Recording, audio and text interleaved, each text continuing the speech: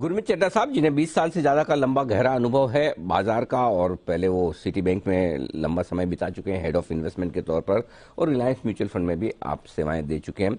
आपने इंदौर से, आईएम से आपने मार्केटिंग और फाइनेंस में एमबीए भी किया है। चड्ढा साहब, बहुत बहुत स्वागत है आपका। धन्यवाद सर हमें समय देने के लिए। सबसे पहले, बाजार बजट में जाने से पहले थोड़ा शांत है, डरा हुआ है। सबकी बातें यही हो रही कि कहीं शॉर्ट टर्म कैपिटल गेन में कुछ ऐसा हो जाए, ऐसा ना हो जाए, वैसा हो जाए। क्या आप भी ऐसा कुछ सुन रहे हैं सर? अनिल जी, बहुत बहुत नमस्कार। नमस्कार सर। धन्यवाद आमंत्रित करने के लिए। ये हर बजट से पहले अटकलें लगाई जाती है अनिल जी, हमने देखा है। और पिछले 2-3, जब से लॉन्ग टर्म कैपिटल गेन 10% हुआ है, और तरुण बजाज जी जो रेवेन्यू सेक्रेटरी थे, उन्होंने एक बार चर्चा करी कि कैपिटल गेन कॉम्प्लिकेटेड है। ये चर्चा हर बजट में होती है। मेरा ये मानना है कि क्योंकि इकोनॉमी एक अच्छे मोमेंटम में है, अगले साल जनरल इलेक्शन है, फुल बजट है, थोड़ा सामने मोमेंटम को स्लो डाउन होते हुए देखा है इकोनॉमी में कुछ पॉकेट्स में। तो अगर कुछ बदलाव होता है तो टेन्योर में होने की ज्यादा संभावना है रेट की जगह। बट देखना चाहिए। और हम कई बार अप्रिशिएट नहीं करते हैं बाजार में, थोड़ा सा हम 4-5% नेगेटिविटी से विचलित हो जाते हैं। आप देखिए, पिछले एक साल में अगर आप देखेंगे ग्लोबल मार्केट में $25 ट्रिलियन का लॉस हुआ है, इक्विटी में, बॉन्ड में। और पहला साल रहा है जब इक्विटी और बॉन्ड दोनों में नुकसान हुआ है, ग्लोबली और क्रिप्टो में। और ऐसे में भारत का जो भारतीय मार्केट्स ने थोड़ा सा पॉजिटिव रिटर्न दिया है। डॉलर टर्म्स में थोड़ा माइनर नेगेटिव है, 5-6% है। तो मुझे लगता है कि थोड़ा सा रीएलोकेशन मार्केट में हो रहा है, चाहे वो चाइना की रीओपनिंग से हो रहा है, कुछ पैसा ब्राजील और कमोडिटी ओरिएंटेड सेक्टर्स में भी गया है क्योंकि चाइना में रीओपनिंग हुआ है। तो ये टैक्टिकल है, मुझे कोई स्ट्रक्चरल इशू नहीं लगता है बाजार में। और थोड़ा सा बस कॉशन की जरूरत है कि आप ओवर पे मत करिए बहुत ज्यादा। और मैंने बजट का एक एनालिसिस किया, पिछले 10 साल के रिटर्न निकाले, एक महीना बजट के पहले और एक महीना बजट के बाद। आप मानेंगे वो रेंज लगभग 2 से 4% ही। तो फिर इसका मतलब, अगर बजट के बाद, मतलब हम जब जैसे वित्त मंत्री जी खत्म करेंगी, फिर पता चला कि कुछ नहीं बोली, ऐसा कैसा रहने दिया, तो फिर बढ़िया relief, no bad news is good news, ऐसे ही होगा सर? हो सकता है। और मुझे लगता है कुछ पॉकेट्स में हमें बजट में आपको मैन्युफैक्चरिंग में स्पेशली और गवर्नमेंट का फोकस देखने को मिल सकता है। आप देखिए फुटवेयर में, देखिए चाइना का शेयर 85% है। ये मार्केट थोड़ा सा कोविड पे बहुत ज्यादा इम्पैक्ट हुआ था और लेबर इंटेंसिव है, जॉब क्रिएटिंग सेक्टर है। यहाँ पे आपको कुछ पीएलआई में देखने को मिल सकता है, कुछ बाईसाइकिल्स में देखने को मिल सकता है, जो ऑलरेडी। और बहुत सारे नतीजे जो हमने चीजें देखी हैं, बड़े डिसीजन बजट के बाहर होते हैं, जैसे कॉर्पोरेट टैक्स कट देखिए आप, जीएसटी के लिए जीएसटी काउंसिल है। तो मुझे लगता है बजट एक मोमेंटम जो इकोनॉमी में है उसको पुश देगा, इंफ्रा में, कैपेक्स में, मैन्युफैक्चरिंग में। और मुझे लगता है कि थोड़ा सा मिडिल क्लास को, और जो रूरल इकोनॉमी में जो थोड़ा सा स्ट्रेस है, उसको थोड़ा सा रिलीफ मिलेगी। वो टैक्स दर से मिलती है या एटीसी के बेनिफिट से मिलती है। थोड़ी सी डिस्क्रिशनरी इनकम मुझे लगता है टैक्स पेयर्स की बढ़नी चाहिए। बहुत ही बढ़िया। अच्छा सर, एक चीज बताइए, आप तो गुरमीत सर ग्लोबल मार्केट्स पर भी बड़ी गहरी पकड़ रखते हैं। साल के अंत में ऐसा लग रहा था पिछले साल 2022 में कि 2023 तो बड़ा मुश्किल वाला होगा। ये देखो, 7 दिन से तो नैस्डैक गिरा नहीं है, 4 दिन के बाद डाउ थोड़ा बहुत करेक्शन दिखाया, मतलब ग्लोबल मार्केट तो उल्टा मजबूत हो रहे हैं। क्या आउटलुक दिख रहा है इस वक्त? मुझे लगता है जी कि 2-3 चीजें हैं। एक, मुझे लगता है इन्फ्लेशन जो है बॉटम बनाएगी अगले 2 से 3 महीने में, इंटरेस्ट रेट का पीक बन जाएगा मुझे लगता है। तो बाजार इस चीज को शायद डिस्काउंट कर रहा है।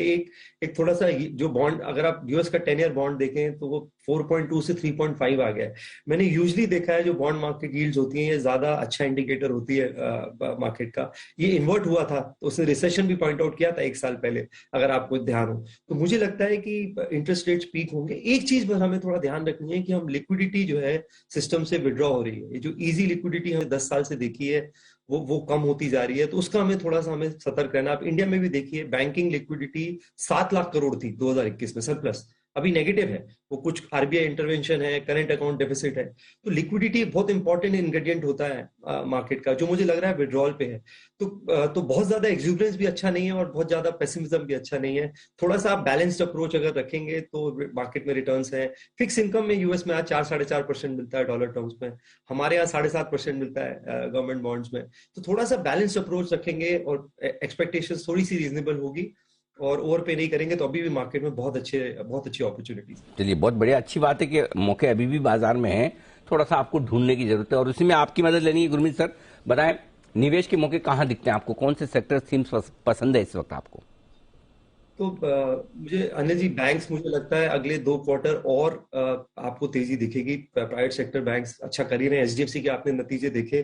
धीरे धीरे बैंक थोड़ा, मुझे लगता है एक बार जब ये मर्जर हो जाएगा तो जो एक ओवरहैंग है वो भी दूर होगा, और थोड़ा सा मुझे लगता है ड्यू है उसका परफॉर्मेंस। इस बैलेंस शीट साइज पे अगर आप 20% क्रेडिट ग्रोथ करते हैं तो बहुत बहुत सराहनीय है। उन्होंने लगभग लगभग 33,000 एम्प्लॉय ऐड किए हैं, 1300 ब्रांचेज ऐड करी है, तो ओपेक्स भी बाकायदा कर रहे हैं। कुछ और प्राइवेट सेक्टर बैंक्स भी अच्छा करेंगे। कुछ छोटे बैंक्स भी हमें अच्छे लग रहे हैं, जैसे आईडीएफसी फर्स्ट है, काफी अच्छा टर्न अराउंड हुआ है पिछले 3 साल में। फेडरल बैंक के हमने नतीजे देखे कल परसों, बहुत अच्छे नंबर आए उनके। उनका मिक्स भी लोन का 55-45 हो गया है रिटेल की तरफ। आउटलुक उन्होंने अच्छा दिया है।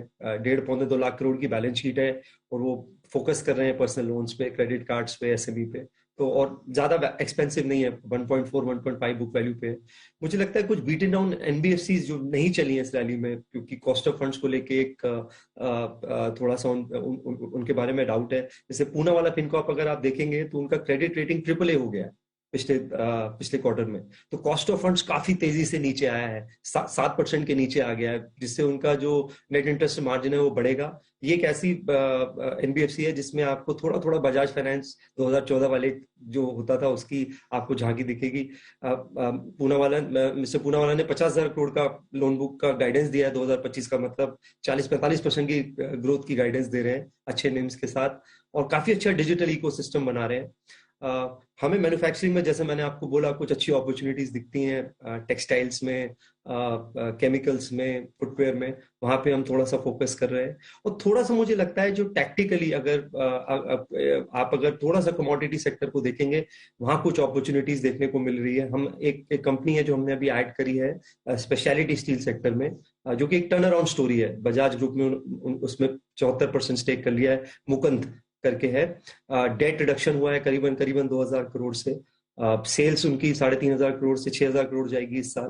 तो दोनों आपको फाइनेंशियल लेवरेज और ऑपरेटिंग लेवरेज दोनों देखने को मिल सकता है। और अगर आप फॉरवर्ड मल्टीपल पे देखेंगे तो 6 या 7 वैल्यूएशन पे। तो आपको वैल्यूएशंस पे बहुत ज्यादा ध्यान देना है। ओवर पे मत करिए इस मार्केट में, क्योंकि इंटरेस्ट रेट्स जो होते हैं वो एक तरीके के ग्रेविटेशनल पुल होते हैं वैल्यूएशंस को लेके। तो जब ऊपर जाते हैं तो वैल्यूएशंस थोड़ी नीचे आती हैं। तो अगर आप वैल्यूएशंस रीजनेबल देंगे तो काफी अच्छी अपॉर्चुनिटीज हैं अलग अलग सेक्टर्स में। बहुत ही अच्छे तरीके से समझा है, स्टॉक्स के बारे में भी, सेक्टर्स के बारे में भी। पहले तो ये कि बैंक्स अभी भी सर को पसंद है अगले 2 क्वार्टर के लिए, और जो दिग्गज बैंक है आईसीआईसीआई, एसबीआई, ये तो है ही सरकारी बैंक। इसके अलावा आईडीएफसी फर्स्ट बैंक जैसे स्टॉक्स पसंद है। NBFC specially Poonawalla Fincorp sir बता ही रहे हैं, मुकुंद लिमिटेड जैसे टर्न अराउंड स्टोरीज हैं। इसके अलावा मैन्युफैक्चरिंग में टेक्सटाइल, डिफेंस, ऑटो और चुनिंदा आईटी फार्मा शेयर भी आपके लिए अच्छा निवेश का मौका दे सकते हैं, ये सर का मानना है। सर जाने से पहले एक राय आपसे, थोड़ा कहीं कोई सावधानी वाले सेक्टर्स या स्टॉक्स हैं तो वो भी जरा बता दें sir. Anil ji, price correction को वैल्यू इन्वेस्टिंग से कंफ्यूज नहीं करना चाहिए। बहुत जगह हमने देखा है स्टॉक प्राइस गिरा है 40-50-60%। ये मानना कि गिर गया है और रीजनेबल हो गया है गलती होगी। जैसे कुछ बहुत सारी न्यू एज कंपनीज हैं जो अभी भी इतने करेक्शन के बाद भी बहुत बहुत ज्यादा वैल्यूएशंस में है। जैसे अगर आप एग्जांपल के तौर पे नाइका देखें, अगर आप, अच्छी कंपनी है बट आप 40,000 करोड़ का मार्केट कैप नहीं दे सकते 10-15 करोड़ के हाफ ईयरली प्रॉफिट पे। बहुत ज्यादा वैल्यूएशन है, और अभी हमने थोड़ा प्राइवेट मार्केट में इतना शेकआउट देखा नहीं है। पब्लिक मार्केट में तो हमें देखने को मिल गया है। आप आईटी भी अगर देखेंगे तो जो हाई एक्सपेंसिव आईटी स्टॉक्स थे वहां पे करेक्शन 40-50% आया। जो रीजनेबली वैल्यूड थे जैसे एचसीएल टेक है या इवन इन्फोसिस, आप देखेंगे वहां पे करेक्शन बहुत कम आया है, रीजनेबल आया है। तो जो भी न्यू एज कंपनीज है, क्योंकि अगर वो 50% गिर गई इसका मतलब नहीं है कि वो उसमें वैल्यू आ गया है। जहां पे विजिबल अर्निंग्स है, जहां पे विजिबल कैश फ्लोज है, ये वो साल है जहां हमें गलतियां कम करनी है। अगर आप गलतियां कम करेंगे तो बाजार पैसा बना के देगा। ठीक है सर, नहीं कि कम गलतियों में भी पैसा बन सकता है, तो वहीं अगर आप ठीक कर ले तो बहुत ही बेहतरीन। और वैसे सर आपका गाइडेंस है तो गलतियां होने की संभावना नहीं के बराबर हो जाती, काफी कम हो जाती है। बहुत बहुत धन्यवाद सर, आपने समय भी दिया, साथ में बजट और बाजार पर पूरा आउटलुक गाइडेंस हमारे दर्शकों को देने के लिए। Thank you sir. Thank you sir.